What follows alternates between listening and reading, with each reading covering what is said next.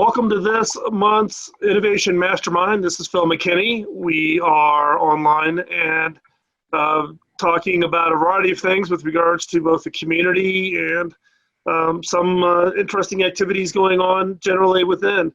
If you haven't been checking it out, stay connected over on the community.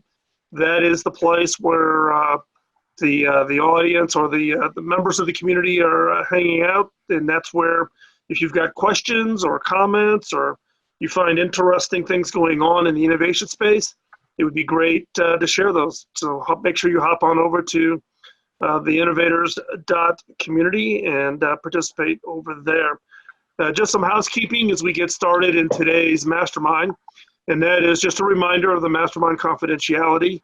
So all the information, whether delivered in written or in person or electronic, or any of the matter that is received directly or indirectly from anybody in the Mastermind members, shall be held by Mastermind members in utmost confidentiality without a time limit, whether of a business, personal, or professional nature, including trade secrets, business plans, and matters of personal or professional conduct. So if you go beyond this point, whether you're just listening to the audio or you're watching the video, if you continue on past this point, you agree to the above.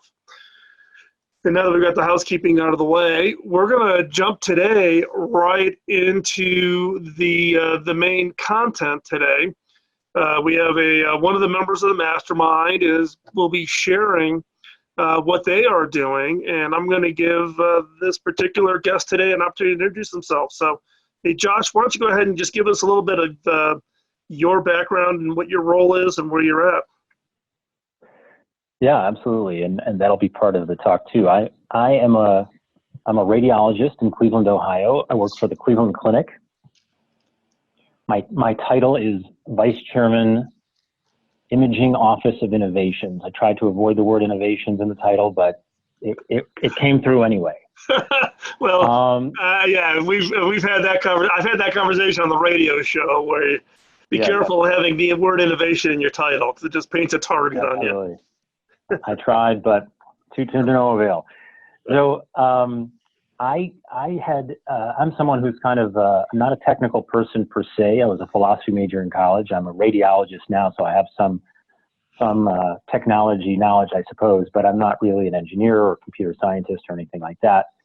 And but despite that, over my, let's say, 15 years in radiology, I have a number of small inventions, some patents.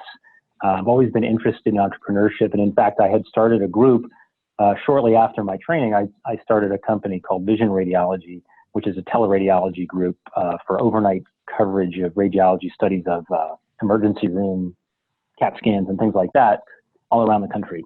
And that company still exists, but it was extremely tiring. And I decided to rejoin the Cleveland Clinic. And I've been here since then. So the role that I started was just a little while ago, just a few months ago, really. And actually, is it okay to start flipping through content? Or? Yep, feel free. Yeah, I don't know. Do I have control? You can have control, or you can just tell, or I can be your clicker for you.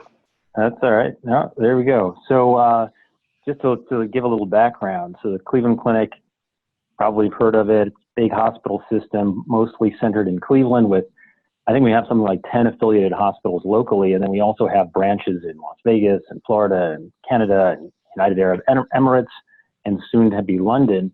And I'm just this little box of the Imaging Institute, which is surrounded in red here. So you could sort of think of my job, I guess, is sort of the Chief Innovation Officer just of this little part of the Cleveland Clinic.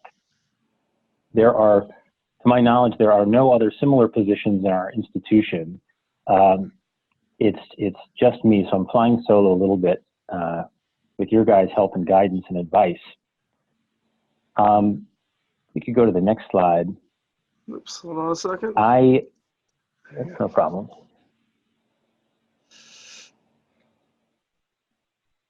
The Cleveland Clinic does have what is called like an innovation center, Cleveland Clinic Innovations, but it essentially is a tech transfer office.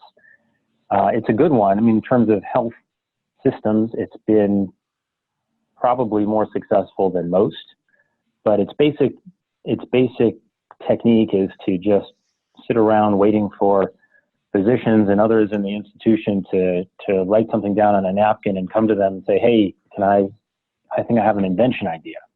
And then they'll, evaluate the intellectual property and maybe the market possibilities and some potential partners. And they try to provide a little bit of seed funding and then go right out and try to find commercial partners for license opportunities, basically. Overall, though, it doesn't really drive innovation. It doesn't organize anything or really manage the process. It's essentially just a repository of individuals' ideas. Next slide, please. So really at the turn of the year, I guess, I was sort of being offered a leadership position in what I would call, I guess, a middle management sort of position that I really wasn't very interested in, but I've always been interested in innovation. And I see the challenges that we're facing, not only our institution, but I think pretty much all healthcare institutions. And it's a little bit different than your typical business. Like for example, the customers, the patients themselves, are not really generally paying out of pocket for different services. We have third-party payers, insurance companies, and about half of our business is really government. And then when government's involved in particular, there's sort of a arbitrary reduction in reimbursement for the sorts of things that we do. And in imaging, that's things like reading scans like MRIs and CAT scans and X-rays, or doing image-guided procedures. And as a result of these sort of changes in the aging of the population and more people going on Medicare, so there's sort of a change in our payer mix, there are a lot of pressures on our costs. So recently, probably in the last 5, even 10 years, every year there's a push to be more and more efficient, but not a whole lot of push on, let's say, creating new value. It's a lot about efficiency, but we also are kind of stuck with a lot of legacy software. So electronic medical records are now mandated for really for any reasonably sized health practice. And we've had one since 2004. It's it reminds me of software from the 1980s or 90s. It's getting a little bit better, but it's not good. It's really not great software, but I think the clinic has invested probably hundreds of millions of dollars in this software, and it's not going away. So one of the challenges we face is dealing with a system in which we're trying to navigate around these sort of software solutions that aren't the best, and see if we can work with them, but also maybe work around them to some extent.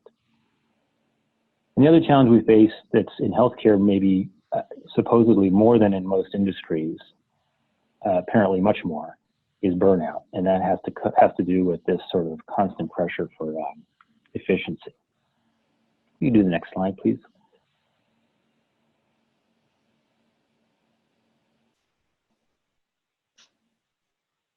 So when faced with this other opportunity, I proposed my own position, essentially.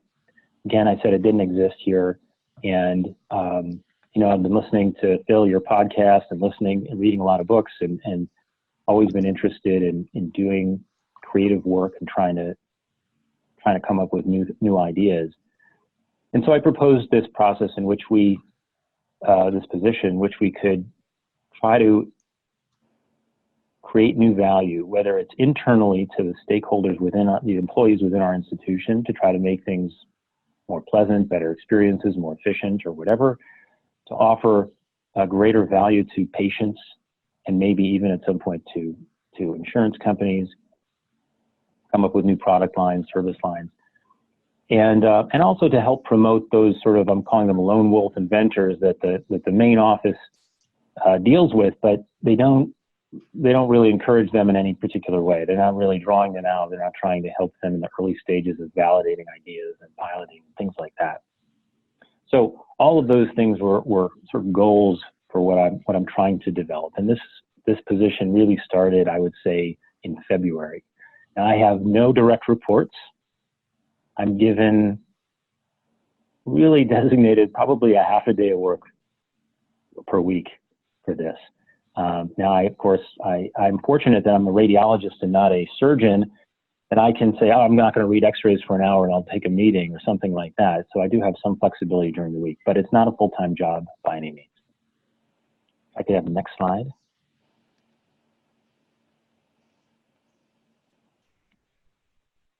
So let me just kind of run through what I've tried to do so far, kind of where I stand. And I was hoping that, this group, more than me educating you, I think I'm bringing up topics that probably other people in similar positions have encountered, and to hear from your advice, and also just to stimulate conversation. So the first thing I did was really meeting with people, right? Trying to establish, what is this position about? What can I do for you, really as sort of more of a servant leader? Try to, despite the innovation name, I tried to make it clear that this was about trying to help facilitate your ideas to everyone that I was encountering. And that was not just the doctors, but to every category of employee we have in our institution and our institute. And that's probably, I actually don't know the exact numbers, but probably somewhere between 800 and 1,000 people. I also met with the chief informatics officer of the institution and some other people at the higher level leadership to just let them know what we're doing, that we are going to be trying to solve some problems that are going to impact them as well, and to try to just make sure that they had a face to the name and knew what was coming. I met with the individual inventors that we've had in our institution and encouraged them to participate. Not only that I would help them with their own projects, facilitate their projects, but more importantly, to get their buy-in to participate in more group brainstorming and things like that. And then, Mark, you had sent out something like this. I did an innovation audit to begin to set off a baseline of what the perception was in our institute in terms of innovation processes. So that I don't have all the questions with me right now. I actually did this just before you had sent out your version. But, asking people, do you know where to go if you have a new idea? Do you know how to get that moving forward? And does our institute have processes in place to deal with new ideas, or to bring in the ideas of our customers, our patients, and our fellow doctors? So I did that for a baseline. I got great response to that. A couple hundred people responded. Also through survey, I was asking people about pain points for them in their work. And also, if they could, to try to think about it from the perspective of other people, like patients and other doctors, but realizing that really they can only speak about their own problems primarily, and those are the most accurate things that we can get. And I did this, and I really wanted to focus on the problems that our own people are having. My strategy on that was, although I do want to offer things to patients and to others, I need to understand the problems first, and I need to get buy-in from our own institute. And to get buy-in, I felt like we need to address some problems of the internal stakeholders first. I thought that would be a smart thing to do, and with the idea that at the very least, we could solve some internal problems that may just be operational problems or things like that. But at best, if they're really successful and if they involve perhaps some technology or other processes, we could then commercialize that with other healthcare systems. So we got, this was just done through Google Forms basically at this stage, okay? Just collecting ideas. Again, collected about 200 people commented. And then I basically organized based on the categories I was seeing, and I got a group of people who were interested. Basically, some were radiologists, some were technologists. There was a group of about 15 people together to brainstorm, to talk about what we had read from the comments of everybody, and then to come up with our own ideas. We spent some time individually thinking, and then got into groups of 4 or 5 to sort of rank and discuss their own problems, and then presented it in front of everybody and ranked what problems we were going to address and came up with the top 3 to 5 problems that we wanted to address. And from there, I basically picked one that I wanted us to start with. During this process, and still kind of in development, has been a website. The website has several components to it. We have an idea management process, which I'll show in the next slide in a second, but also some information. I have some people in the group in our institute. We don't have a formal innovations group again, it's just me, but I have people who are interested in sort of a flexible group of what problems they might particularly be involved in.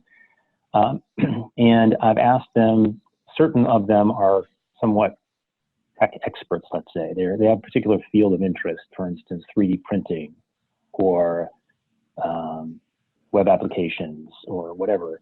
And I've asked them to participate in providing content for this website as a blog. And then on top of that, there are links to resources like online courses that are free that people can use to learn about entrepreneurship and innovation, as well as books. Fill Your Book is in there, among others. And so the educational component, there's an update. It's supposed to be an open to everybody, update on the kinds of projects we're working on and what stages we're at right now. This idea management process, which again, I'll talk about in 1 second. Also, at the same time, trying to work on a project that I had started even before I got in the position, which has to do with providing video capture radiology reports for patients to serve as sort of maybe an early win, to show some value to our institute leadership while we work on maybe a larger problem that that one that I talked about, we brainstormed about. And so right now we're just at the phase of really getting into the brainstorming. The next slide, please.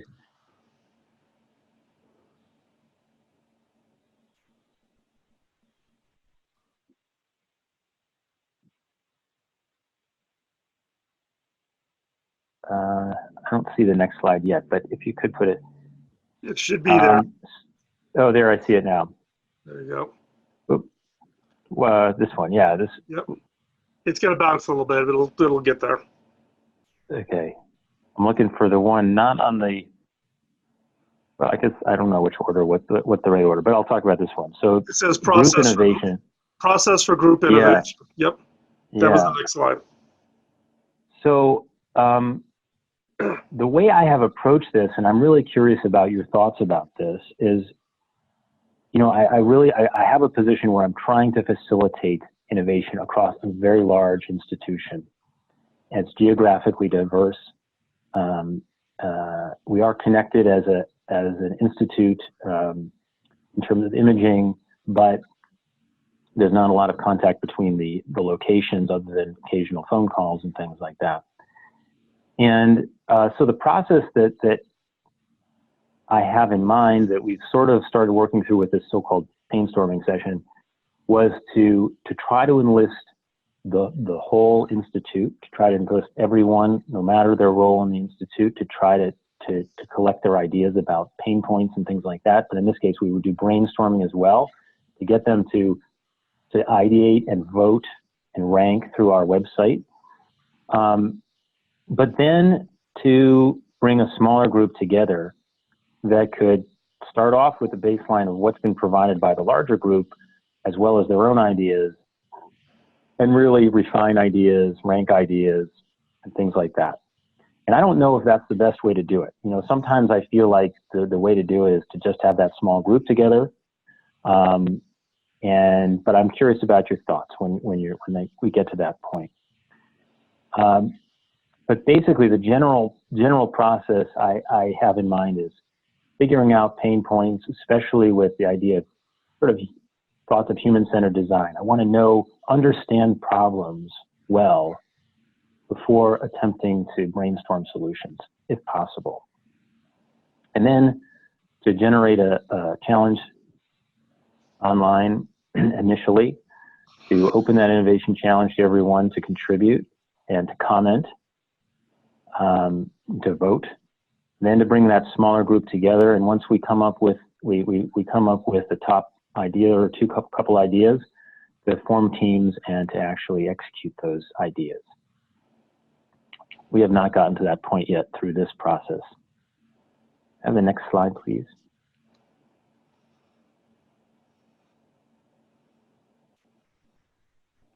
So the idea management software and website has been, the platform here is, I think it's based on something called Jive or Jive On, but it's basically something that we have available for internal websites at the clinic. And in order to get everybody to participate, I really felt I needed to use the tools that we had available internally. So we took this and created a website. And the idea management part is to have challenges. I don't know if you can see at the top of the screen, it says Idea Portal, Innovation Challenge number 1 and about Innovation Challenge number 2. When people enter these areas, there are 2 things they can do. They can either give some background discussion, which involves sharing the pain points as they understand them, or commenting on other people's comments, sort of a social network. And then there's a separate tab, which is to submit your own solution ideas. And that also can be commented on and also can get voted on.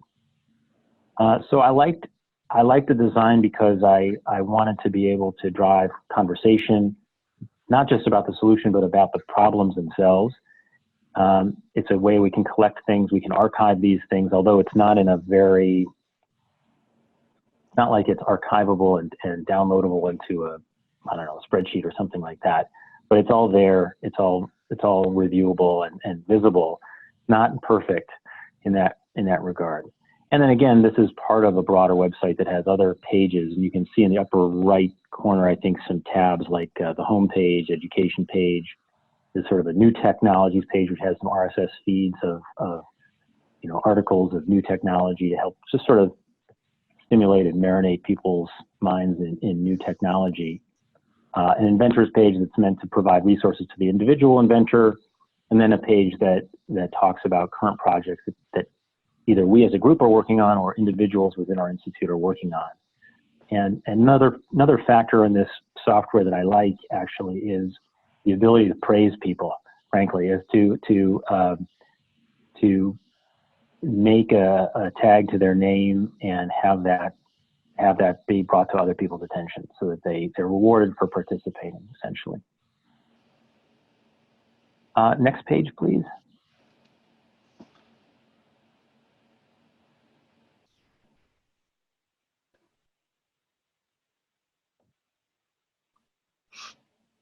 Although I don't see it yet, I think the next thing is going to be the kinds of problems that I've encountered. Yeah, it's titled as Issues Encountered. Oh, there it goes. I see it. Yep. Right. So a number of things. Okay. So first of all, the position itself is somewhat constrained, as I mentioned. My time, not really having a team per se, but getting buy-in through charisma, I suppose, or trying to build relationships. But on top of that, the things that I've encountered, one is this issue of trying to really understand problems. So recently, in fact, yesterday even, I have taken the time to interview people who are experiencing some of the problems, which is a great thing to do. I just have limited time to do it, and it would be nice if I could maybe develop a process or resources to be able to reach out, particularly with patients. We, unlike most businesses, I think we do have kind of a captive audience. People come to get imaged at our imaging centers. They're just sitting there in a waiting room, right? They're available to be talked to, and the opportunity is there, but sometimes it's difficult to do it. Another issue is this issue of, I think that my role really is, and I do think there's benefit to engaging the entire community and seeing the different perspectives on problems from different roles in the organization, and not just me and a couple of buddies who are interested in coming up with ideas. But that process that I mentioned of sort of going from the broad picture and getting everybody's ideas, but then having to ultimately get a group together to discuss and rank and bounce ideas back and forth, I sort of feel like we need both of those. And I feel like right now it's a little clumsy, and I'm interested to hear what you guys think about that. Another problem I think is a common one, which is, right, we have a kind of a well-oiled machine here. We pump out the cases and bring in the money, and that's our business. Our IT people in particular have innumerable projects that they are and can be working on. And for us to bring a new idea, new technology to them and ask them to support it is difficult. I haven't we haven't gotten to the point yet where I've really said, look, this is the thing we need to do. But just in preliminary conversations, it's clear that that is going to be an issue. But I think that one of the things we've been doing to try to get over that is to really get a lot of input, to really demonstrate, try to demonstrate value, and also to have the endorsement of our leadership. Participation. So this website is a new website, and this venture is a new venture. And a lot of people, like I said, there isn't a comparable position elsewhere in the institution. So when people hear about this, I think the first time they don't really know what it is. They may be, like we were talking earlier about putting one's ideas out there on a blog, on a website. Maybe they are a little intimidated about adding their comments to a social site where people are going to see their name and see what their comments are. And so I'm just trying to find ways to drive participation and make sure that people feel included. First of all, don't feel it's just the guy who's got the innovation name behind him, but also to actually get them to actively participate. Next problem I mentioned early was the ingrained legacy systems that we have. You know, they're there and they're not going away anytime soon, at least. And we need to figure out ways to deal with that and whether we can work around it or not. Politics actually has not been too much of a problem. I have a good relationship with pretty much all the leaders in our institute, and I think I'm doing a good job of trying to include them and to tell them, look, I'm doing something that may be involved in your area. I hope that we can do this together to try to include them in the process, and I think that's been fine. But last, you know, both as a combination of my own limited time available to this, and in part the time that it's taken to develop the relationships, to meet with people, to develop the website, I do get concerned about that since the position has been announced, that maybe we've lost a little bit of momentum. Though now I feel like really we have almost all the things we need in place to move forward more quickly. Anyway, I think that's all I brought in terms of slides, and I hope I didn't take up too much time, but that we can maybe now have a conversation. No, hey, Josh, thanks a lot. That was actually quite good. Question, how long have you been in the role that you're in now? It's really been since about February. Oh, okay, so it is relatively a new role.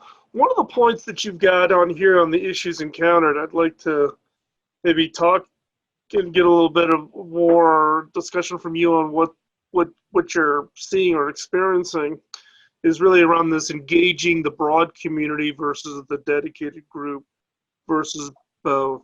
When you say dedicated group, are you talking about maybe a small working group looking at a specific problem, or? No, yeah, that we will have that. I think once we have a problem and a potential solution, we will have a team that will work on that. Mm-hmm. Really more of a, let's say, an innovations group, which we don't have, mm-hmm. but I could have. There are people interested in that, mm-hmm. and they might, respond to liking to be as part of a group like that. But I'm wary of it because of this issue of the perception that, oh, that's the innovations group. Right. And now we, the regular people, aren't part of it. Right. Yeah, it's an interesting challenge, right? Because, if I think back just on the, the last, 20 years of my work in the innovation space, when I was at HP and I had the innovation program office, we ran into this problem, right? Because everybody else just thought, oh, we're not part of it. when in reality, for a 240,000 employee company, the innovation program office never was larger than 30 people. And it would flex based on the projects. It wasn't flexed based on a fixed amount of people. We would ramp up teams on specific projects and then ramp those teams down, and people would go back to their groups. What I have found that works a little bit better, albeit it's still not a perfect solution. I don't know if there is a perfect solution, is really about the innovation group per se. And again, I've learned over the years, I'm not a big fan of the word innovation attached to people or attached to teams, but it's really about how do you turn innovation rather than into a team more into a capability of the entire organization, right? So how do you engage the broad community and build that innovation confidence that all of them can participate and contribute? And some maybe just want to have an idea, or they identify a problem. But then how do you ramp up the group or the resourcing to actually make it real? That's always the challenge, right? How do you flex it? And it sounds like, correct me if I'm wrong, that even that dedicated group would be, it's going to be a part-time basis. People have other responsibilities. It's not a... For sure, yeah. So... yeah, I don't know if I've got a perfect solution, because I if there is one out there, I'd like to hear about it, because I haven't found it. It's interesting how you've become the chief facilitator, chief champion of kind of that innovation capability and broadcasting it, meeting with folks, showing how you can support them as well as facilitate their initiatives. You almost become, like I said, that chief facilitator, innovation facilitator. But as you do that, you're also looking to sell the capabilities of you or your innovation, I would say, program office, and selling the capabilities to them and how you can help them going forward. And then in reverse, what happens is, they may fund you on a project, either through resources or actual capital. And so, over time, you kind of self-fund your innovation program office, which is doing a lot of projects. But, what I've seen and what you're doing is you are becoming that chief facilitator of innovation and helping to kind of train and bring that capability, insight across the organization and across the enterprise. And none of this is easy, especially when you're part-time and trying to gain momentum. And it's really about using it, I'm going to say the crowdsource mentality, but using the power of multiple folks that are embracing what you're doing and how you're doing it, and then coaching them around, guides and how they can best do this.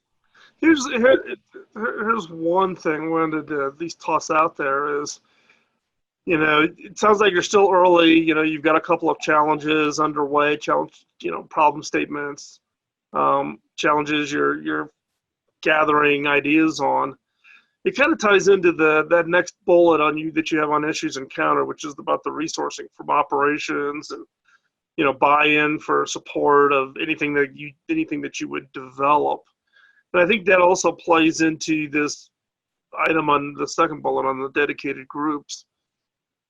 And it's always the challenge in innovation is a small group that comes up with the idea. Everybody else kind of takes a half a step back, right? Because it's not their idea, it's not their effort.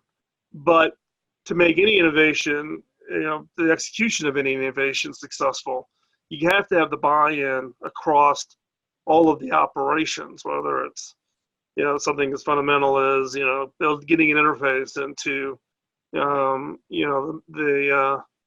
the medical records system or whatever it might be. And what has worked for me quite well was, think about it as, I'm a big believer in, in a 4-phase process for innovation. And that is, I'm going to have an innovation team working early in the project. I'm going to ramp that up based on, how successful the original idea is and how people are getting excited and more people want to be part of it. But at some time in that phase, you've got to recruit people into that group who eventually are going to be what I call the catching organization. The people who are going to own this and deploy this and support this on an ongoing basis. If you wait till the very end and try to do the throw it over the friend zone, never works. I have a 100% failure rate on any time I have attempted to do that. And getting that buy-in, and in some cases, what has worked well for me is I got to go find that person in those groups who has kind of a more of an innovation bent, and get them excited and get them engaged, not on the project that you want them to own, but just in the overall process. And therefore, your dedicated group shifts. You have a dedicated group, meaning you've got this core set of people who are kind of naturally lean that direction early on to get the early stages. But then you've also got to recruit the people for those later stages as you move closer to, hey, this thing really looks exciting. Hey, we did a proof of concept. This looks really good. Now we got to think about how do we make this real and make it deployable and make it operational. And that dedicated group shifts. In the very, very early stages, there probably isn't a dedicated group. So it's very, if you think about it from a left to right workflow, the far left is the broad community. As an idea starts to get some traction, then you got to shrink down that group. That becomes a dedicated group around that project or around innovation in general. And then as that group, as it gets closer to execution, some of the people that were in the early phases of that group go away, and new people come into that dedicated group around a project or a program based on the fact that they ultimately can be the innovation owners of this when it becomes real. And that becomes important, because if you wait until the very end and try to hand it off to somebody, there's no ownership. They weren't part of it. They didn't get a chance to contribute their own ideas. It feels exclusionary, those kinds of things. So that may be one way to think about engaging the broad community to the far left. Shrink that as an idea becomes something of interest, and you build a group around that. And then you shift the membership of that dedicated group depending on where it's at. If it's in the early phases of innovation, it's going to be more about people who will be supportive and contribute, etc. Later in the phases, as you shift towards real execution, then it's got to be more the people who are going to own this thing, on a long-term basis. So that's just one idea. That makes a lot of sense to me. What do you think about this? And I guess I'm early enough that I can't really speak about it from too much experience yet. But certainly I have found, similar to the comment about politics lower down here, that it's interesting. I can recognize that there are the ideas that are being generated do fall into certain categories that have people who are kind of would be considered the leaders of those categories. Some of those people are creative people and interested in innovation. Some are not. But I do feel like I'm trying to sort of lay that groundwork by including them in that early process, so they recognize that there's going to be a transition to them down the road. Right. What about just this notion of from idea generation, that stage, going from a larger group to a smaller group?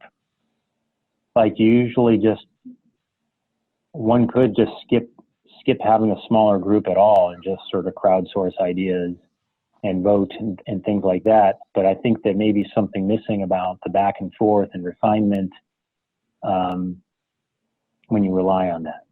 Well, yeah, the challenge is if you think about it in the early phases where people are just contributing ideas, what I have found is that if someone has spent the time to really think hard about a problem and they've come up with a really good idea, they're somewhat emotionally attached. They may not be the right person to run the project or push it all the way through, but they still want to participate, right? So, having people just purely submitting ideas into a funnel early on in any innovation effort, you will get a lot of ideas because those are ones that have been rattling around on, people's desks and in their heads for quite some time, and they just spit them out. But to create a sustaining capability and you really challenge people to think long and hard about a problem, and they've come up with that idea, there's some personal investment in that. There's some pride of ownership. And so, and not everybody that's on the left-hand side who's just submitting ideas wants to be involved in every project. So you may find somebody who's put a project in, who's really passionate about it, and you may actually say, hey, you know something? That's a really good idea. I'm going to sponsor you for this. I'm going to sponsor your effort. We're going to go recruit some people, and we're going to, take this to the next stage and see how this really plays out. One, it validates to them that what they've done is valuable. And then in two, you get them to buy in. And three, you can start putting together the right set of experts to kind of look at that idea, and does it really make sense, and is this achievable, and how would we make this real? And then you can run it through, the phases of testing it and trialing it, and then thinking about deployment. And if you do that, what I have found then is it reinforces to people to say, wow, I came up with that idea, and look where we're at with it. This is exciting. Yeah, and that word gets out, and then people, then it becomes almost a, kind of you build that momentum within the organization. The people are willing to contribute. And so in that case, I still think you've got that broad set of people to get the idea submissions. But then once you've gone through all those ideas and you've ranked them and you've selected the top ones you're going to work on, keeping the people who came up with those ideas engaged and acknowledging their idea or a team's ideas becomes important. And also it kind of lessens the burden on you, because you then get viewed as the innovation cheerleader versus the innovation person. And you're encouraging other people to submit their ideas, and that you'll help them, prepare, to pitch it to the leadership, or to, pull together a team that can take a look at the idea and figure out how to even make it better and bigger and have more impact. One of the things I was going to mention, a little different flavor on when you're generating these ideas, is you may get too many folks from the leadership team, inputting ideas, or you may have too many on the different spectrum of the, a different functional group, or a different experience level, or, different practitioners in different areas. So when you start to look at the spectrum of where the ideas and how they're categorized, that portfolio of ideas, where they're coming from and being sourced, one of the things you might want to do, if you get too overbalanced in one area or another, so you get some diversity from, experience level, different types of functions, different types of levels, from, senior leadership down to, the entry level person, professional. One of the things you could do is as you have that portfolio of ideas, is to solicit from certain groups and go down and meet with certain groups or different levels. Let's just say, for instance, millennials, or meeting with a different functional group within the organization to solicit ideas from them. So you add to that portfolio of ideas, somewhat of a different flavor and a different view and different perspective. And so I think, being careful of the dynamics of where the ideas are being sourced from, and that there's a balance in that spectrum of ideas that you have is important as you try to get the best ideas. And so, as you know, when we do these brainstorming sessions, you want to bring, different types of groups, different types of folks, kind of a diverse in functionality or levels of experience. But as you're doing it online as well, it's really soliciting more directly from those different types of functions, groups, and levels. Yeah, the one thing I would add on to Mark's comment is you also, though, this gets back to your politics, right? You want to make sure you think long about and hard around who should be in the room, particularly if you're going to run like an ideation session of some kind, where you're asking people to come together and look at a common problem statement and run them through individual ideation or group ideation exercises, is who's in the room. We just got done doing a one-day ideation workshop for the U.S. Marine Corps, and it was sponsored by a one-star. But needless to say, you don't want a one-star general in the room with a bunch of captains and colonels. right? Because of the Right. political hierarchy Yeah. on that. Yeah, It kind of throws cold water on the effort, you know? So for knowing who's sure. in the room and what their personalities are can also have a huge impact on kind of the range of ideas, the effort put into the ideas, the lack of pre-filtering ideas. You want to get as many of them out as Hmm. possible. And so politics can also play a role even at that early stage of the ideation effort. Makes sense. So are there other I have a questions follow-up. or things that you want to throw out there, Josh, for us to? Sure. Yeah. Well, so one, as you were just describing that, was thinking about the ideation sessions and the composition of the group and the number of the group. So for the problem that we're going to be approaching, there are a number of people who I think would be nice to have because of the diverse perspectives on the problem. Like one person is this has to do with ordering imaging studies, and one person involves the electronic medical record, another person is involved in our radiology informatics system, and another person enters the orders or whatever. There are lots of different roles that they have who give different perspectives. Yep. And I think that they'll be helpful also for providing some context to people's ideas during the session. Maybe not to throw cold water on ideas, but to maybe initially describe whatever constraints seem to exist right now to help, give people the boundaries of what we're dealing with as we come up with ideas to some extent. On the other hand, I don't know if these people are necessarily interested in innovating or creative themselves. And there are lots of people who do want to participate in that discussion. And so I find myself debating a size and versus diversity question. If I allowed 20 people to participate, then I think no question I could include all these different roles plus a bunch of other people who are interested. If I limit it to, let's say, 10 people, then there are a lot of people who would love to participate who may be excluded from that session, but at least we'll have these diverse perspectives. Right. Or I could do 10 people and have basically a bunch of radiologists without these other perspectives in the same room. Yeah, here's a couple different ways to think that you could do this, right? If you're gonna, if you got a pretty narrow focused kind of a problem space, you could put together a single team, typically, 5 to 8 to maybe 10. If you get to 12, I think it's to be too big. Or if you do want to contain and you get people with a variety of different teams, you need a variety of perspectives. The other option we've done is you can actually have the bigger team, let's say 20 people. When we just did a session with 20 recently, you have all 20 people participate in the crafting of the problem statement. So we came in with a draft problem statement that basically the organization leadership had drafted about a problem. And in this case, it was around procurement. And so we drafted this problem statement. We threw it up in front of this group of 20 people. And immediately they reacted because they didn't think that was the problem. So there was an extended conversation, and we actually modified and drafted and tweaked and edited until everybody was happy with the problem statement. And through that process, everybody shared why they think that was a better problem statement.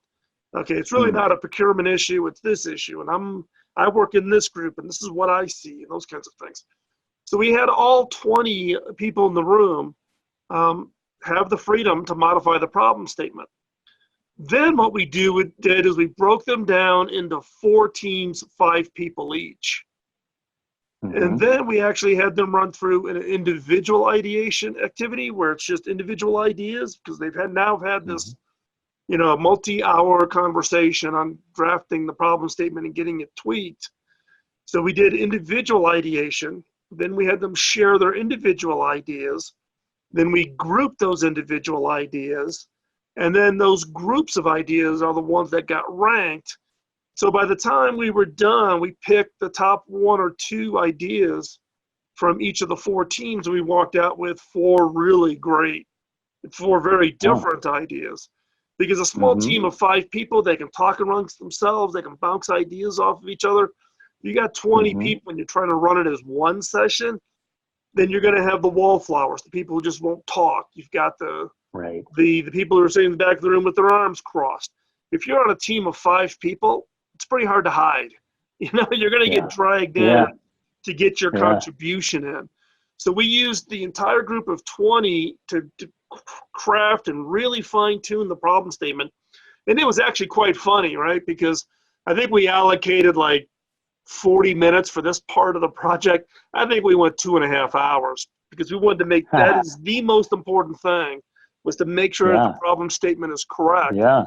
And it actually rapidly sped up the rest of the work when we broke people down into 4 teams of 5. And then each of those teams, we made sure that it wasn't everybody from one department or one level of years of experience. So we mixed, younger people with people who've got 25 years experience, and people in this department and that department.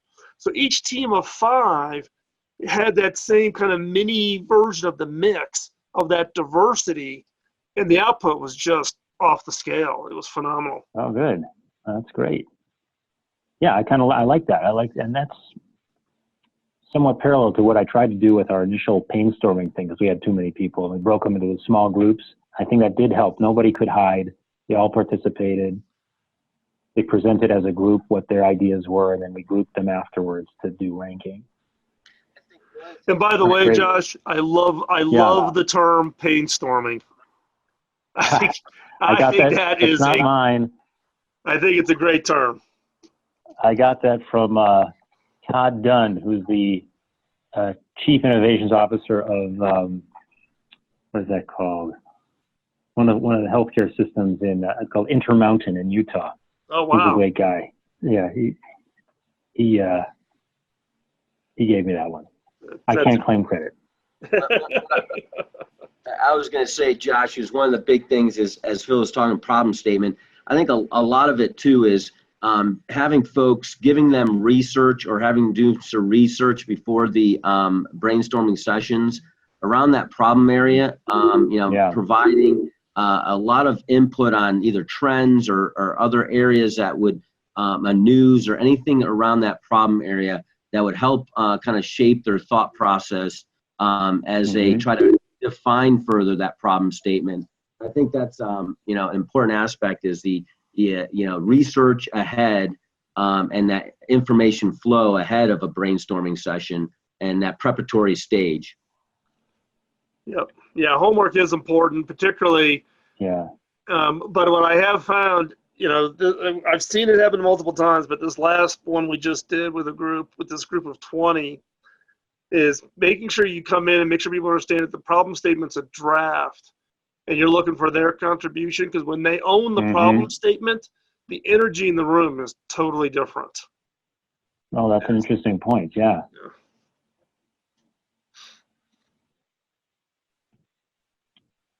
Let's see, we've got another couple minutes or so.